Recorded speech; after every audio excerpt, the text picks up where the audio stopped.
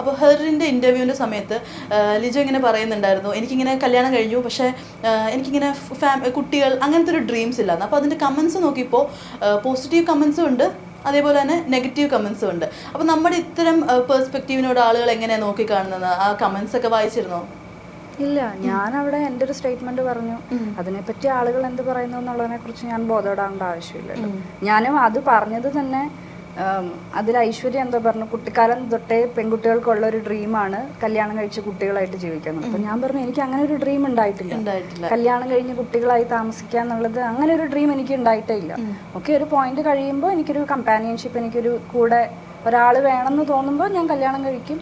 പക്ഷേ അതുകൊണ്ട് എനിക്ക് ഇമ്മീഡിയറ്റ്ലി എനിക്ക് കുട്ടികളാവണം എന്നില്ല. അതിന് ഞാൻ മെൻ്റലി ഫിസിക്കലി പ്രിപ്പയർഡ് ആകുമ്പോൾ, ഞാൻ അതിന് റെഡി ആകുമ്പോഴാണ് ഞാൻ കുട്ടിയെക്കുറിച്ച് ചിന്തിക്കുക. അത്രയും ഞാൻ ഉദ്ദേശിച്ചത്. കുറെ പേര് കുട്ടികളെ ഇഷ്ടമില്ലാന്ന് പറയാതെ അത് അവരെന്ത് പറയുന്നു എന്നുള്ളത് ഞാൻ കാര്യമാക്കണ്ട. എൻ്റെ സ്റ്റാൻഡ് എന്താന്നുള്ളത് അത് എനിക്കറിയാം. ഞാൻ അതിൽ ക്ലിയർ ആണ്, എനിക്കതിൽ ക്ലാരിറ്റി ഉണ്ട്, എൻ്റെ ഫാമിലിക്ക് അറിയാം. അത്രേ ഉള്ളൂ. അതിൽ കൂടുതൽ ഞാൻ വേറെ ആരെയും ബോധിപ്പിക്കേണ്ട ആവശ്യമില്ല.